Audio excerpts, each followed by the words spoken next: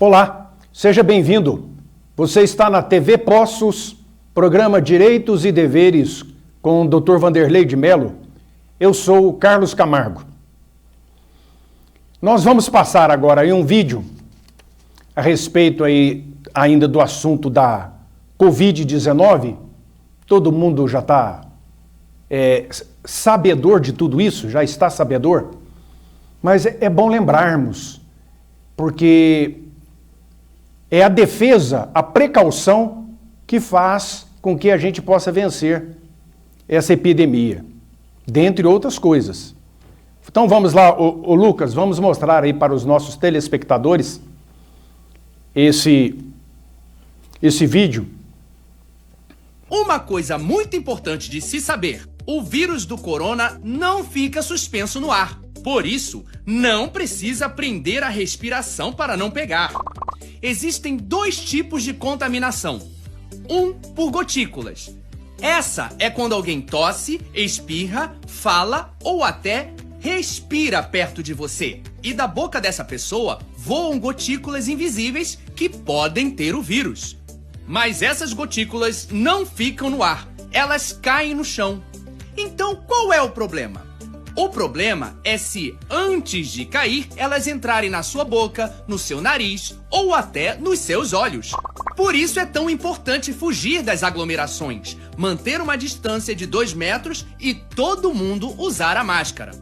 2 por contato, que é quando você toca alguma coisa onde o vírus caiu. O lance é que, depois que sai de alguém, o vírus pode sobreviver em algumas superfícies por até 3 dias. Então tem problema tocar em área contaminada? Não! O vírus não entra pela pele. Mas pega a visão! O problema é depois você levar a sua própria mão para os olhos, para o seu nariz ou para sua boca. E a gente faz isso o tempo todo sem perceber. Então fica a dica: lave sempre as mãos com água e sabão ou use álcool gel. E claro, faz uma forcinha para lembrar de não tocar o rosto, hein? Aí deu aula. Estamos aí reforçando a todos os telespectadores que já sabem das medidas de precauções. Este é o programa Direitos e Deveres e nós temos o direito de nos proteger, nós temos o dever de proteger as outras pessoas.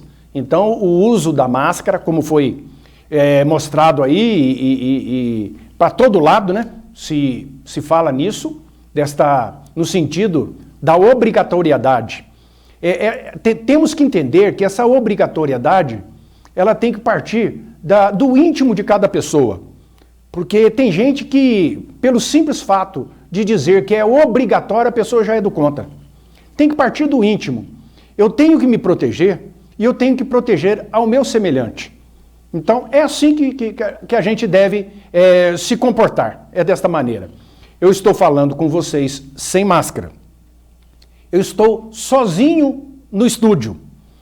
Se tivesse alguém comigo aqui, teria que manter uma distância de 2 metros para a gente gravar o programa.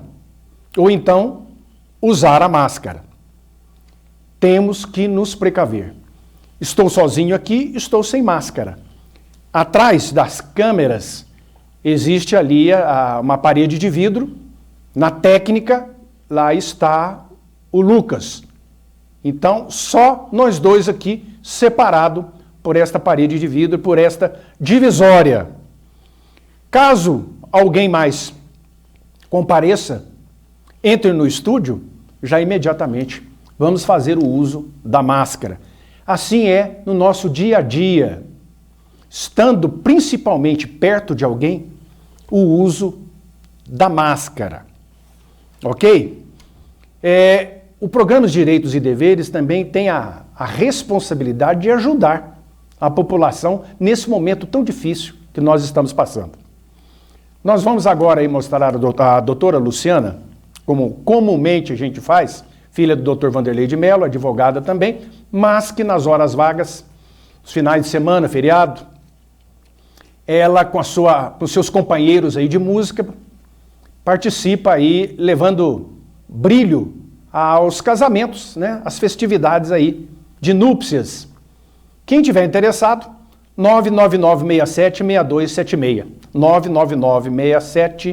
99967-6276. Ok? Temos que comunicar também, como eu já fiz no programa passado, Dr. Vanderlei de Mello está com o seu escritório em novo endereço, na rua Santa Catarina, 80, Sala 1, bem próximo ao terminal de linhas urbanas.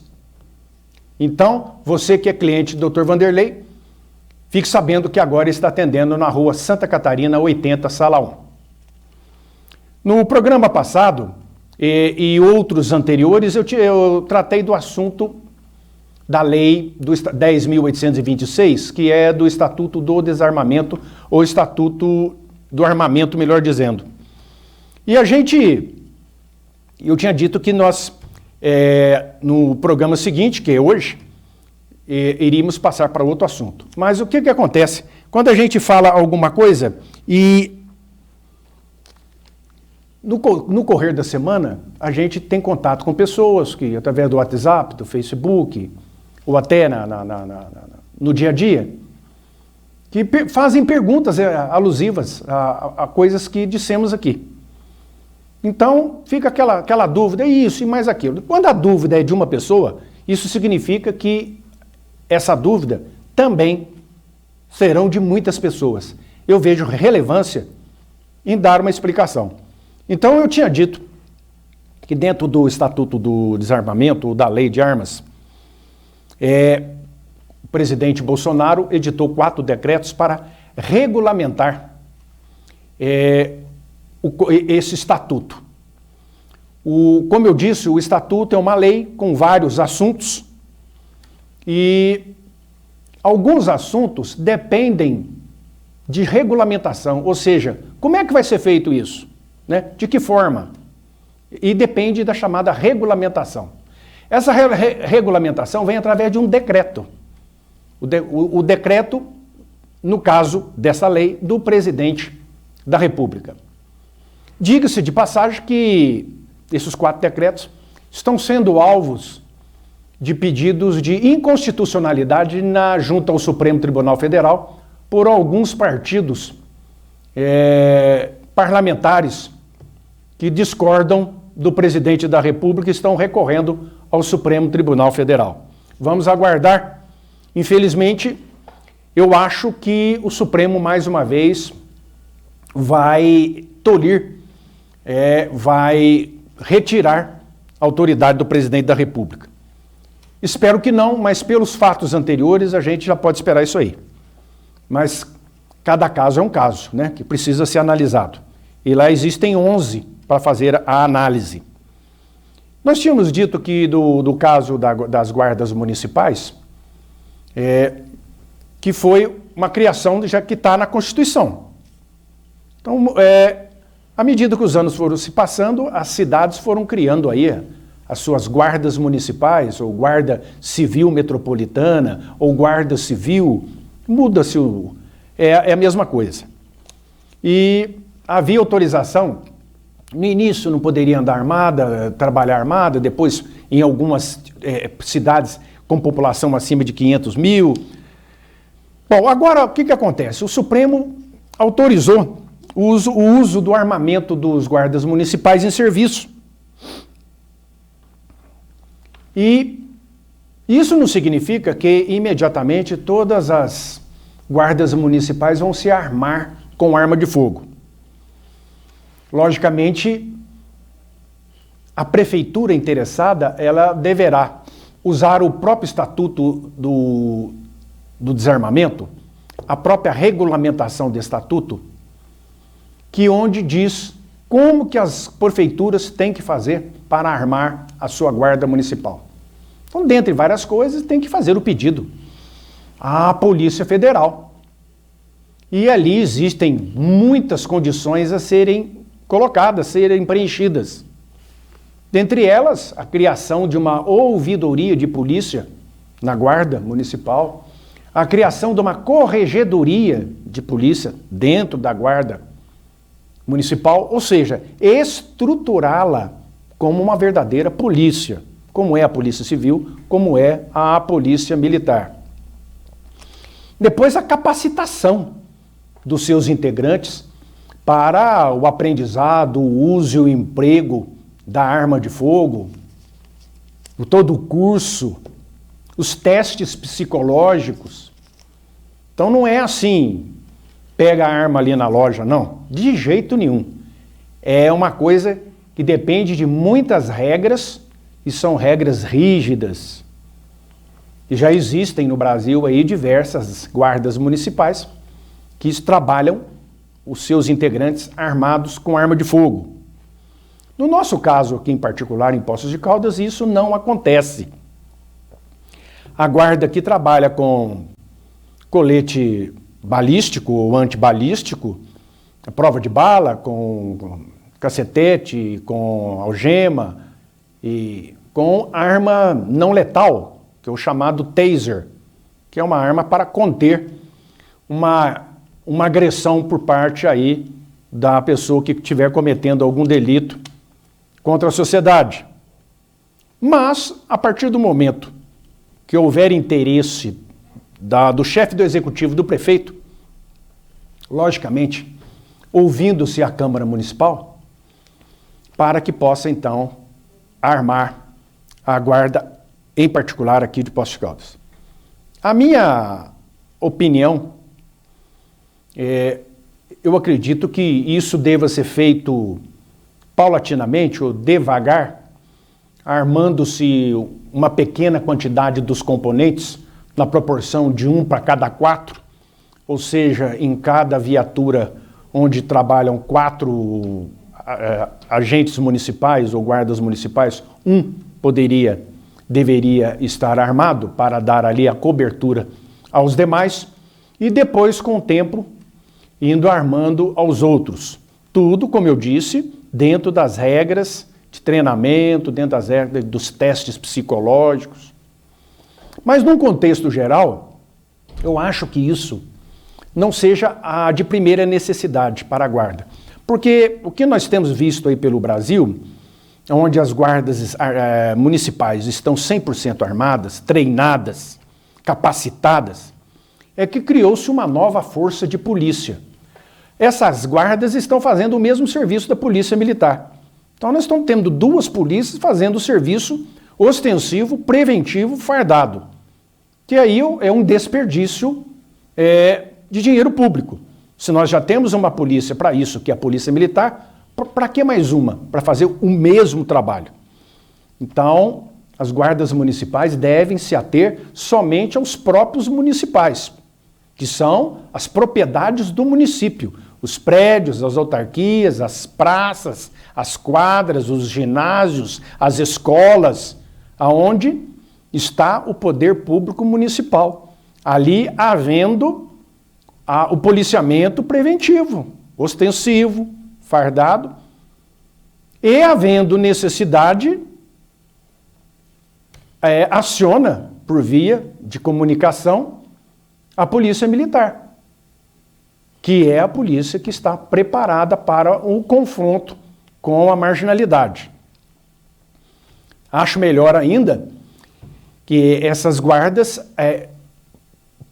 possam progredir no sentido de trabalhar mais eletronicamente, usando sistemas eletrônicos de vigilância em todos os prédios públicos que eu citei agora há pouco, os próprios municipais.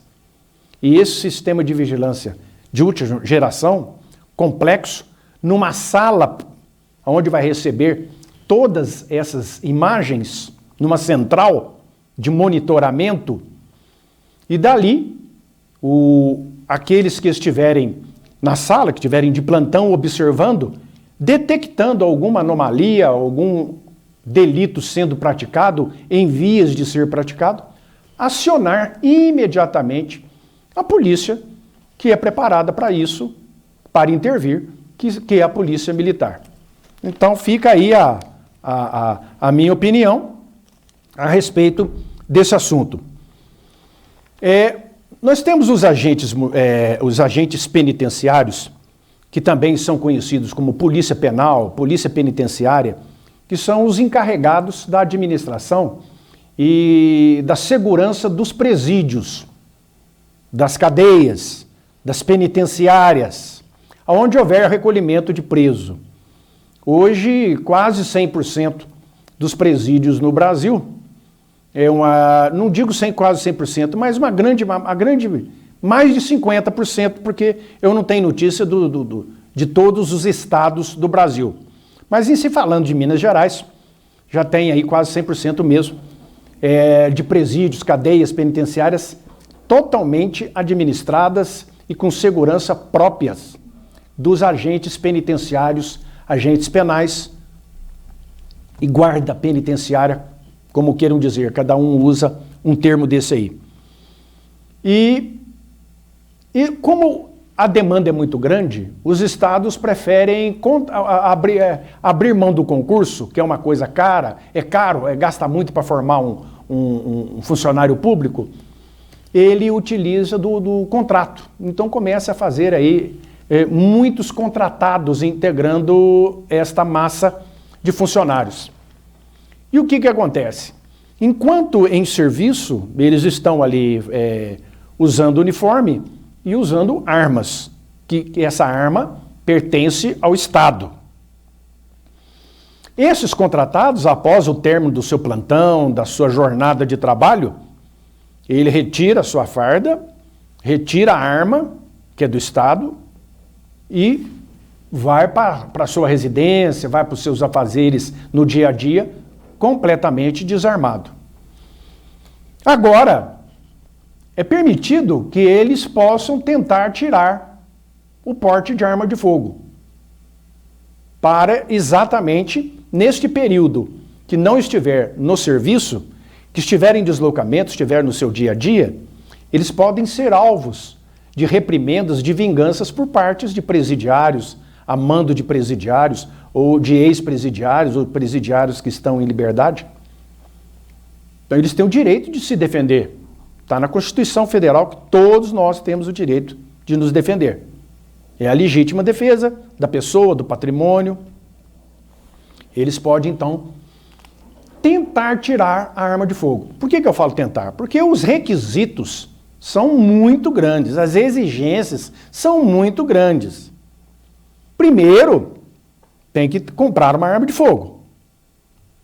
Para comprar uma arma de fogo, tem que comprar numa loja especializada, autorizada pela Polícia Federal, autorizada pelo Exército. Não se compra arma em qualquer lugar. Não se vende arma nas esquinas pela internet. Arma legalizada. Então a pessoa tem que fazer contato com essa loja. Na internet, você acha com facilidade lá, digitando compras de armas de fogo, lojas de armas de fogo, comércio de arma de fogo. Faz contato com a loja vai dizer o que você precisa levar lá para comprar a arma.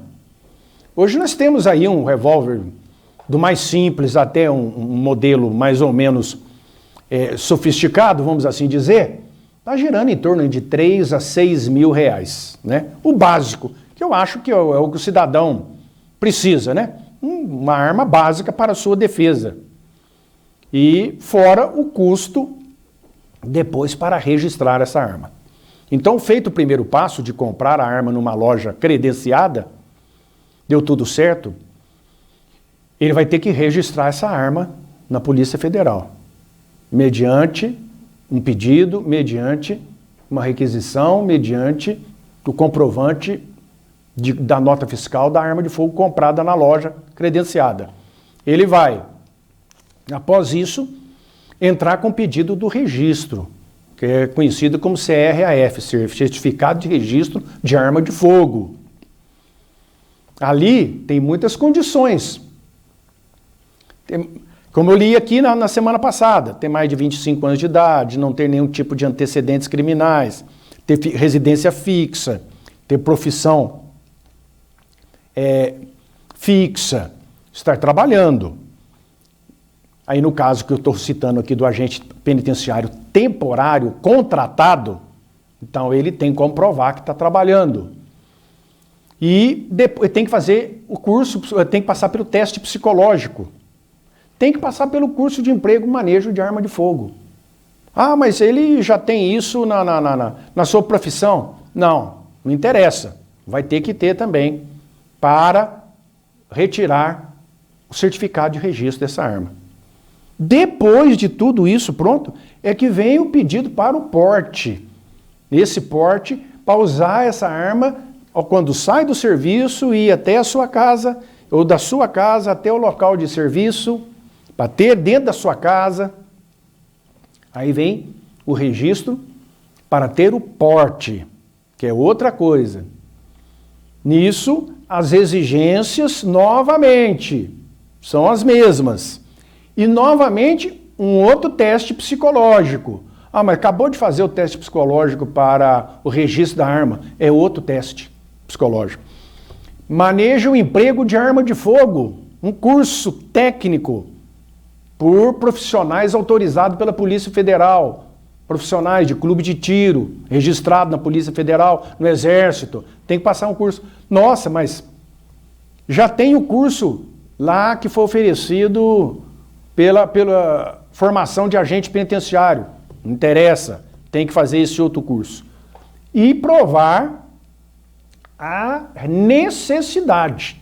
Aí é onde vai alegar que trabalha como um agente penitenciário, um agente polícia penal nos estabelecimentos de presídio e que, ao se deslocar após o serviço, está desarmado em insegurança, correndo o risco de não poder defender a sua integridade física. Essa seria uma das necessidades que tem que ser apresentada.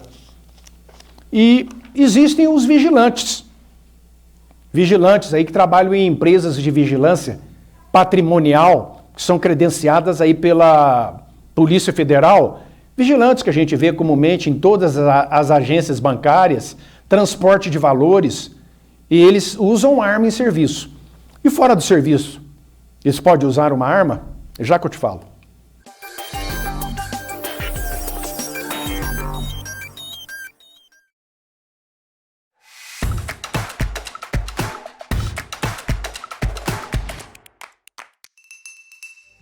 Se quem convive com o problema soubesse como é não precisar conviver, certamente iria atrás de mudança.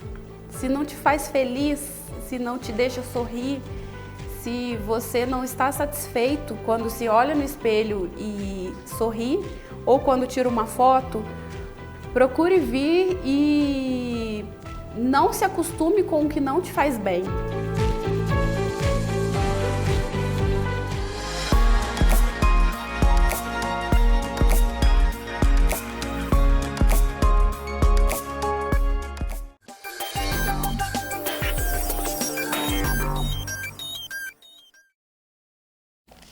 Ok, estamos de volta.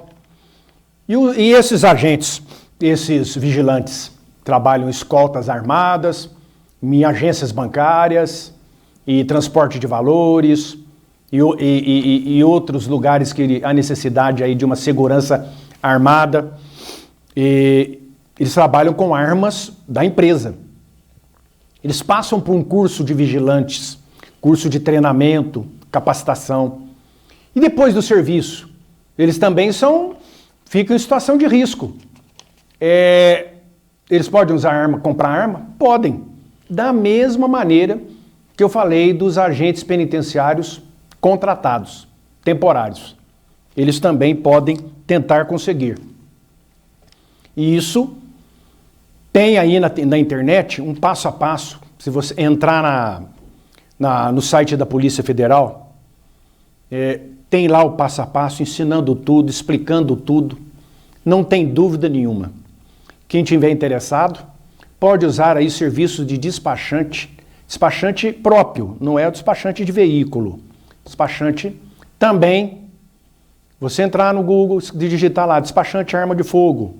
Você faz contato com o despachante e ele então, tem tanta coisa aqui, faz para mim aí, porque as exigências são muitas. Né? Depois ele mesmo vai indicar onde é que tem o psicólogo credenciado pela Polícia Federal, aonde que tem o local para fazer o curso de tiro na cidade. Então, tudo isso, nada disso é difícil se a gente procurar recurso. E o recurso está aí na internet, no Google, digitando, e você aí pode adquirir a sua arma de fogo na loja credenciada, adquirir o registro dessa arma, adquirir o porte desta arma. E o registro vale por 10 anos.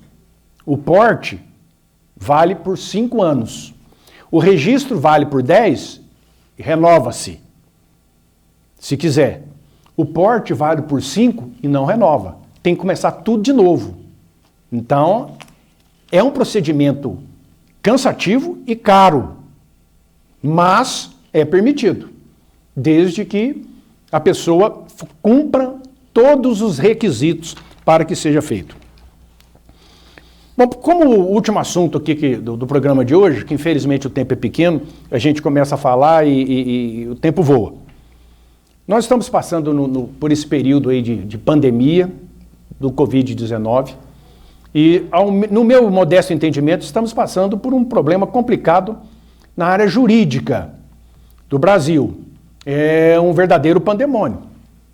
Porque, vejamos aí, com esse problema da pandemia, nós estamos assistindo todos os dias medidas tomadas por um governador, por outro governador, por outro governador, por um prefeito, por outro prefeito, por outro prefeito.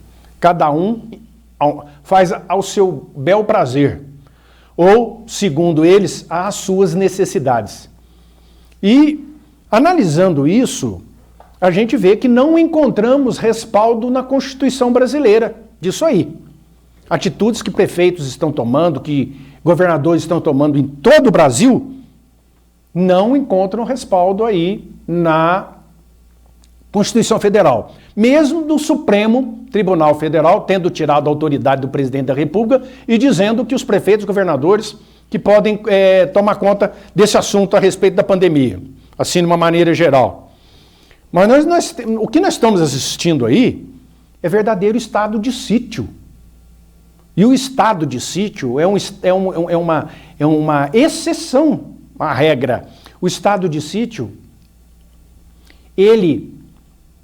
nós não tivemos no Brasil, desde a Constituição de 88 para cá, nenhum momento de estado de sítio, porque ele é uma extrema necessidade. E as atitudes que nós estamos vendo de governadores e prefeitos é verdadeiro estado de sítio. Por exemplo, toque de recolher. Toque de recolher, estado de sítio. Proibido reuniões, estado de sítio. Reuniões de clubes, reuniões particulares, de festas, encontros.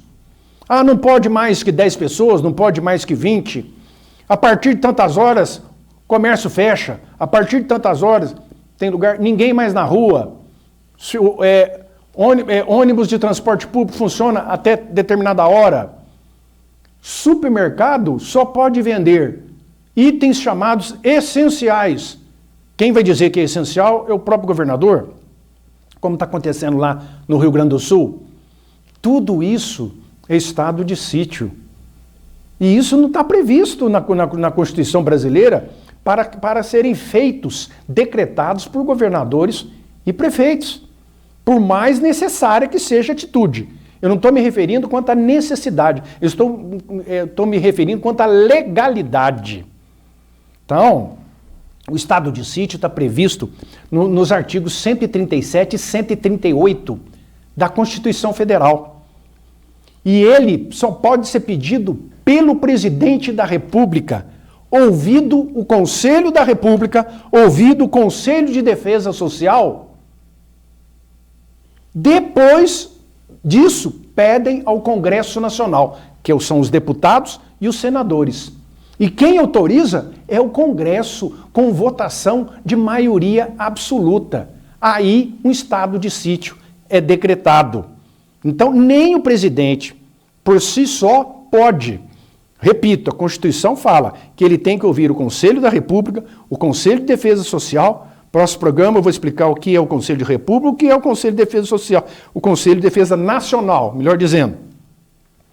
Eles entram nesse acordo e pedem lá, no Congresso, ao presidente do Senado, os motivos para se decretar. Aí eles vão autorizar o estado de sítio. E nesse estado de sítio, aí vem lá o que é que vai ser cerceado da população. Esse direito de ir e vir, toque de recolher, até as tantas horas na rua, abre o comércio até tantas horas, fecha às tantas horas, vai regulamentar e tem validade no país inteiro. Ou então na área onde está sendo necessário a decretação do estado de sítio. É um assunto complexo, mas ao mesmo tempo, ele é muito tranquilo ao dizer quem é que pode. Infelizmente, nós estamos vendo um estado de sítio sendo implantado, como já foi implantado, com verdadeiros absurdos de determinações de prefeitos e governadores por esse Brasil inteiro, e a gente não vê respaldo de lei nisso aí. Pelo menos na Constituição eu não encontrei. Obrigado aí pela audiência. Na próxima vez a gente continua esse assunto. Até a próxima, se Deus quiser.